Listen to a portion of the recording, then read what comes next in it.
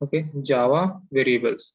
A variable is a container which holds the value while the Java program is executed. A variable is assigned with a data type. Variable is a name of memory location. There are three types of variables in Java.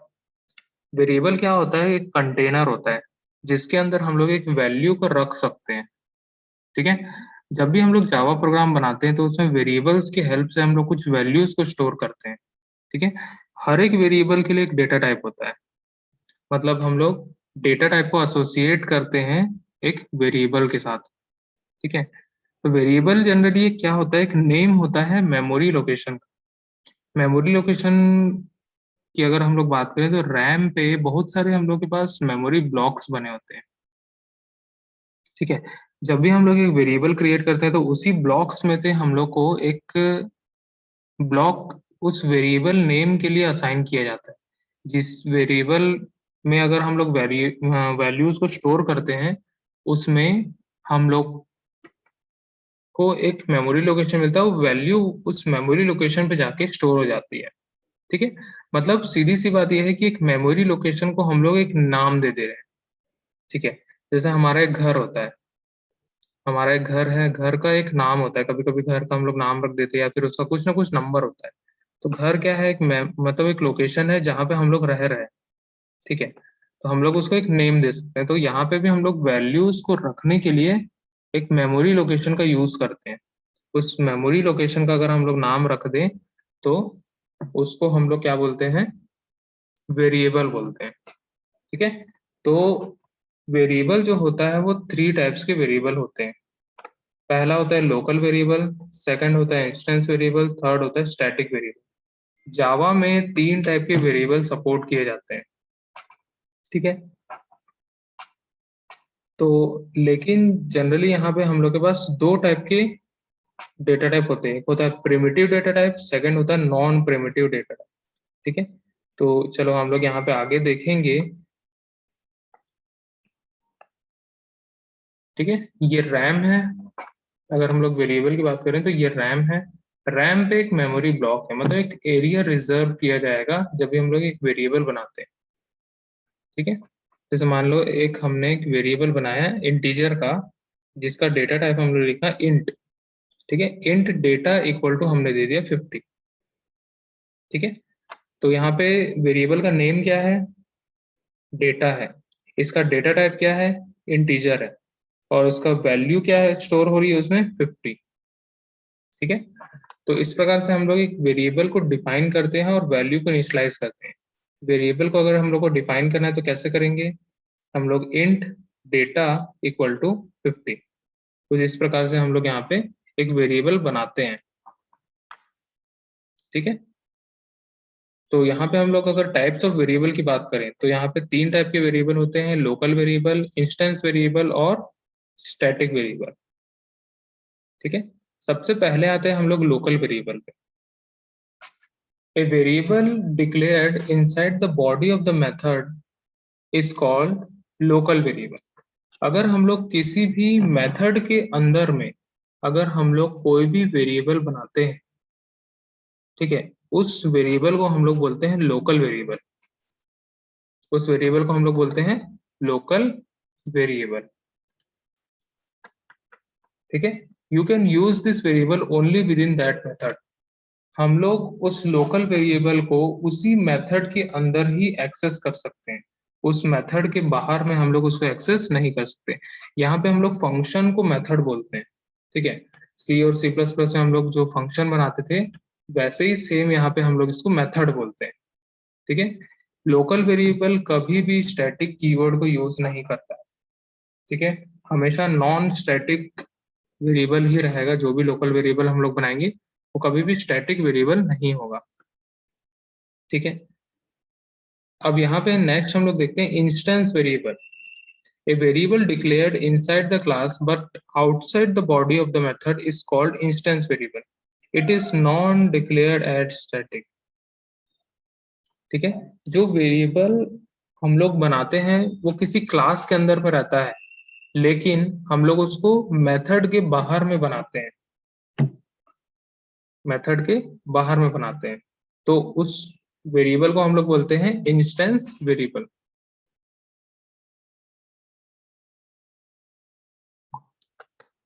ठीक है, और वो instance variable जो होगा कभी भी static नहीं बन सकता। ठीक है, स्टैटिक हम लोग बनाते हैं जब हम लोग इंटरफेसेस वगैरह यूज करते हैं। ठीक है, it is called instance variable because its value is instance specific and is not shared among instances। ठीक है, यहाँ पे हम लोग इंस्टेंस वेरिएबल इसलिए बोलते हैं क्योंकि जो भी इसकी मेमोरी होती है वो सेपरेट होती है। ठीक है, और एक इंस्टेंस वेरिएबल की वैल्यू जो है वो शेयर नहीं होगी दूसरे इंस्टेंस वेरिएबल्स में। ठीक है, तो ऐसे वेरिएबल्स जो हम लोग क्लास के अंदर बनाते हैं लेकिन मेथड के बाहर बनाते हैं, तो उस टाइप के वेरिएबल्स को हम लोग बोलते हैं इंस्टेंस वेरिएबल। ठीक है, थर्ड टाइप होता है स्टैटिक वेरिएबल। ठीक है, a variable which is declared as static is called static variable। ठीक है, it cannot be local, you can create a single copy of static variable and share among all instances of the class। अब यहाँ पे जो हमने static variable की बात की, जो कि वेरिएबल एक स्टैटिक कीवर्ड के साथ जुड़ा होगा। ठीक है, हम जो भी एक वेरिएबल बनाएंगे उसके सामने एक कीवर्ड लगाएंगे स्टैटिक, जिसके थ्रू वो एक स्टैटिक वेरिएबल बन जाएगा, और जो भी हम लोग उसमें वैल्यूज डालेंगे वो कभी भी चेंज नहीं होगा। ठीक है, जब भी हम लोग कोई एक स्टैटिक वेरिएबल बनाते हैं तो एक वेरिएबल में मान के चलो हमने एक वेरिएबल बनाया a और उसमें वैल्यू 50 इनिशियलाइज कर दिया।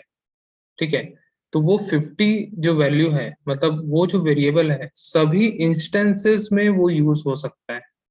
ठीक है, सभी इंस्टेंस में वो यूज हो सकता है, तो उस टाइप के वेरिएबल को हम लोग स्टैटिक बोलते हैं, static memory, sorry static variable हम लोग बोलते हैं। और जो यहाँ मेमोरी एलोकेशन होता है वो स्टैटिक होता है जनरली। ठीक है, और जब भी सबसे पहले क्लास लोड होगा तो सबसे पहले इस स्टैटिक वेरिएबल को ही लोड किया जाता है। इसका मतलब क्या हुआ कि स्टैटिक वेरिएबल जो होगा वो सबसे पहले लोड होता है, मतलब सबसे पहले मेमोरी स्टैटिक को ही मिलेगी।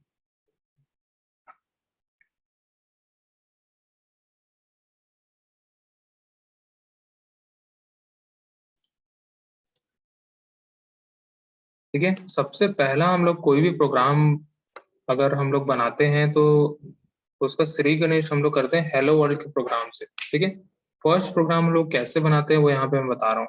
सबसे पहले हम लोग यहाँ लिखेंगे क्लास। ठीक है, क्लास में दे रहा हूँ मान के चलो माई फर्स्ट प्रोग्राम। ठीक है, चलो या फिर हम लोग यहाँ लिखते हैं hello world, hello world, hello world programme. ठीक है, इस टाइप से मैंने यहाँ पे लिखा। क्लास का नाम क्या दिया यहाँ पे, मैंने हेलो वर्ल्ड प्रोग्राम दिया। ठीक है, उसके बाद ब्रैकेट ओपन करूंगा और क्लोज करूंगा। इससे क्या होगा कि ये हमारा एक क्लास बन गया। ठीक है, फिर उसके बाद यहाँ पे हम लोग लिखेंगे मेन मेथड। ठीक है, मेन मेथड कैसे लिखते हैं, पब्लिक स्टैटिक वॉइड मेन।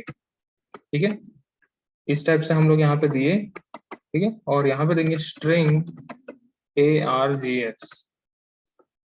ठीक है, स्ट्रिंग आर्गुमेंट्स। ठीक है, यहाँ पे हम लोग एक आर्गुमेंट क्रिएट करते हैं। ठीक है, लेकिन वो ब्लैंक है, कुछ भी हम लोग उसको यूज नहीं कर रहे हैं। ठीक है, ये एक प्रकार का एरे होता है। ठीक है, तो यहाँ पे हमने पब्लिक स्टैटिक वॉइड मैन एक मेन फंक्शन लिया।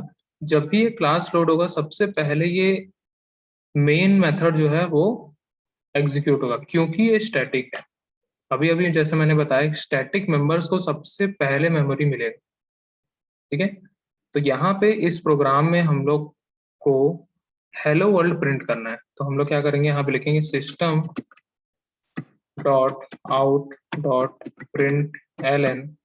ठीक है, और इसका कोई ब्रैकेट लगाया और लगा दिया सेमीकोलन, और इस प्रिंट ln के अंदर में डबल कोट्स में मैं लिख दूंगा हेलो वर्ल्ड।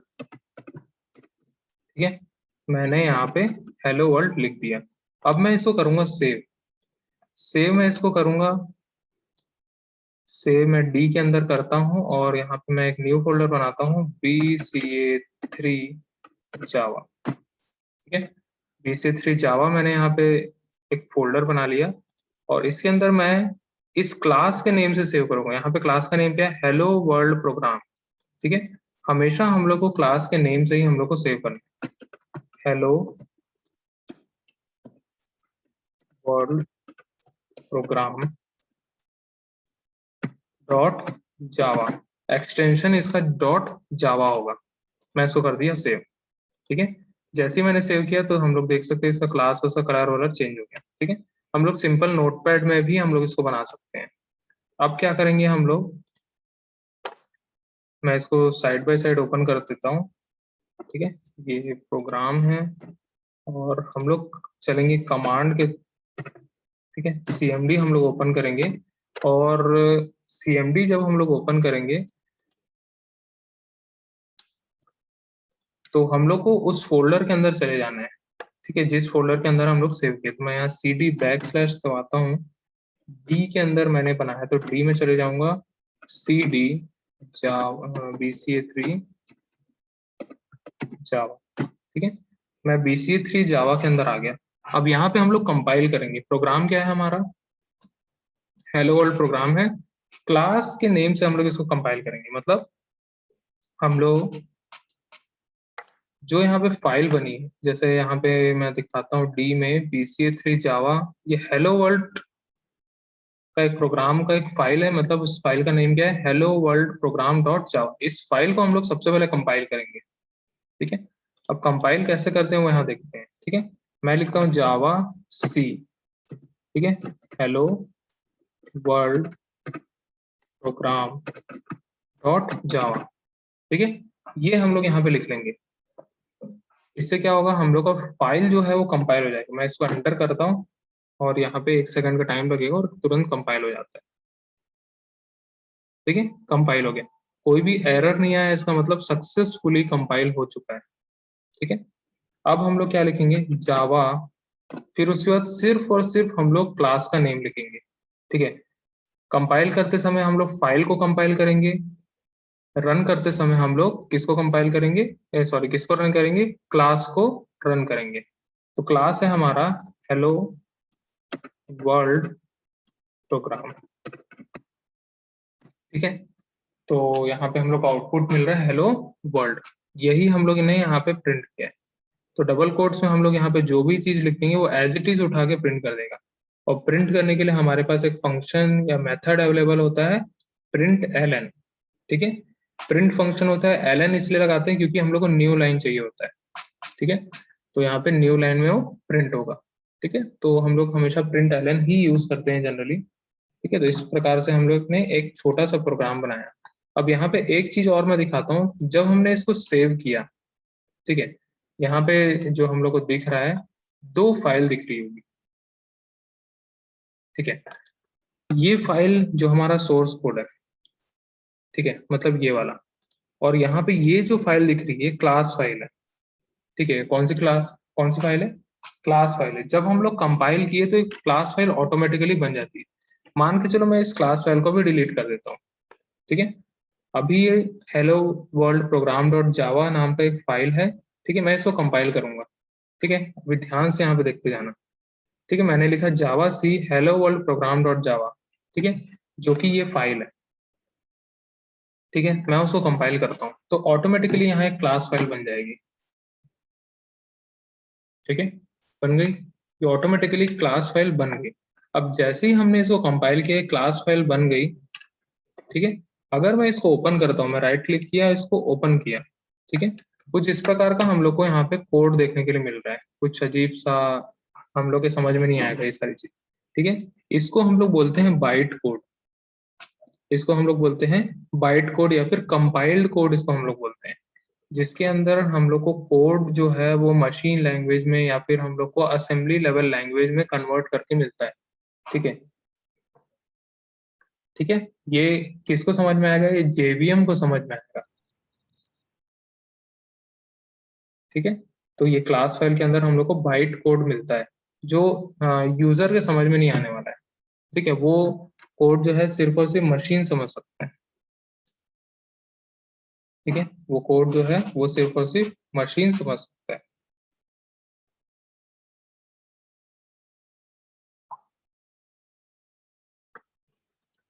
ठीक है, तो इस प्रकार से हमने एक फाइल बनाया, मतलब एक प्रोग्राम बनाया और उसको रन किया। ठीक है, सिंपल। इस प्रोग्राम में हम लोग एक सिंपल सा वेरिएबल लेंगे और उसकी वैल्यू को प्रिंट करेंगे, बस इतना हम लोग काम करेंगे। ठीक है, तो मैं यहाँ लिखता हूँ क्लास वेरिएबल एग्जाम्पल। ठीक है, इस टाइप को ब्रैकेट ओपन क्लोज किया। मैं लिखूंगा पब्लिक स्टैटिक वॉइड मेन। ठीक है, और इस टाइप को ब्रैकेट हम लोग लगाएंगे और मेन के अंदर लिखेंगे स्ट्रिंग args।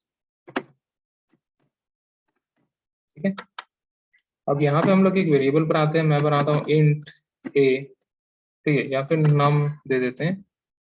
ठीक है, इस टाइप का मैंने एक क्या बना लिया, वेरिएबल बना लिया।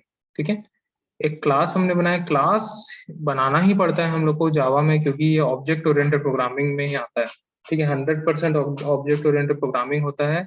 ठीक है, यहाँ पे हम लोग प्रोसीजर ओरिएंटेड प्रोग्रामिंग नहीं कर सकते, तो हम लोग को हर बार जो है वो क्लास लेके ही हम लोग करना पड़ेगा। ठीक है, तो क्लास के अंदर हम लोग मेन मेथड बनाएंगे और मेन मेथड के अंदर हमने एक वेरिएबल बनाया है नाम। ठीक है, सबसे पहले मैं इसको सेव कर लेता हूँ। मैं क्लास नेम को कॉपी किया हूँ, फाइल में गया, सेव एज किया और VC3 जावा के अंदर मैं इसको पेस्ट करूंगा, वेरिएबल एग्जाम्पल डॉट जावा। ठीक है, तो यहाँ पे हमने एक वेरिएबल बनाया है। इस नम में मैं कोई वैल्यू को इनिशियलाइज कर, नम में मैं डाल दे रहा हूँ 50। ठीक है, इनिशियलाइज कर दिया 50। अब मैं इसको प्रिंट करूंगा। प्रिंट करने के लिए क्या लिखूंगा,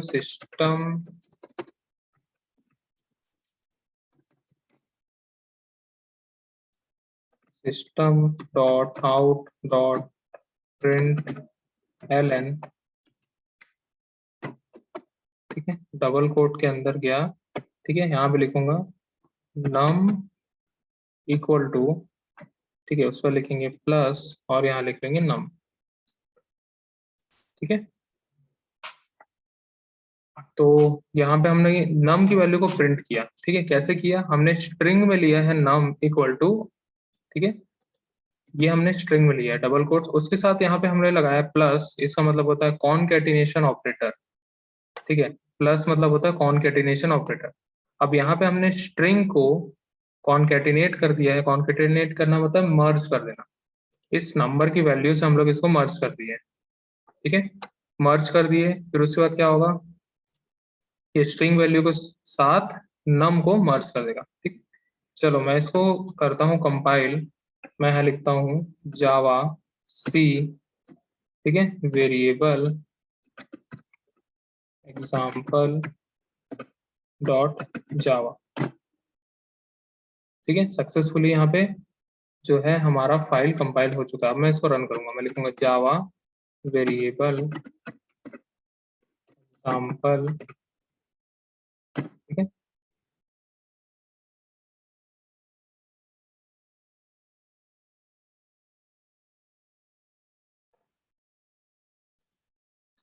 could not find or load main class variable example।